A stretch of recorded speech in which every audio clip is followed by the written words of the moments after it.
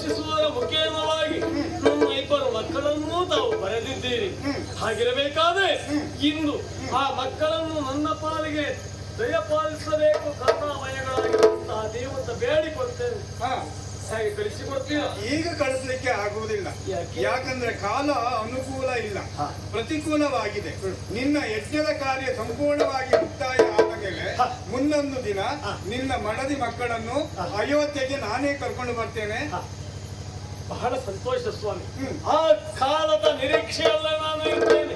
ಹಾಗಂತ ಇನ್ನು ನಮ್ಮದಾಗಿರುವಂತ ಅಶ್ವಮೇಧೋತ್ತರಗ ಮುಂದೆ ಸಾಗುವುದಿಲ್ಲ. ನೇರವಾಗಿ ನಮ್ಮ ಯಜ್ಞ ಶಾಲೆಯತ್ತ ಧಾವಿಸ್ತದೆ ಎನ್ನುವಾಗಿ ಭಾವಿಸ್ತೇನೆ. ಅದನ್ನು ಹಿಂಬಾಲಿಸಿಕೊಂಡು ನೇರವಾಗಿ ಯಜ್ಞ ಶಾಲೆಯತ್ತ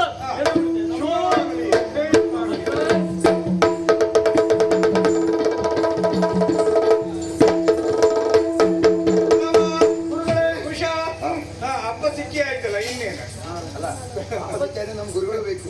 ಗುರುಗಳನ್ನು ಮರೆಯುವುದಕ್ಕೆ ಸಾಧ್ಯ ಉಂಟು? ವಿದ್ಯೆ ಕಲಿಸಿದಂತಹ ಗುರುಗಳನ್ನು ಎಂದಿಗೂ ಮರೆಯಬಾರದಂತೆ. ತಾಯಿ ನಿನ್ನ ನಿರೀಕ್ಷೆಯಲ್ಲೇ ಇದ್ದಾರೆ. ಬನ್ನಿ ಆರಾಮ.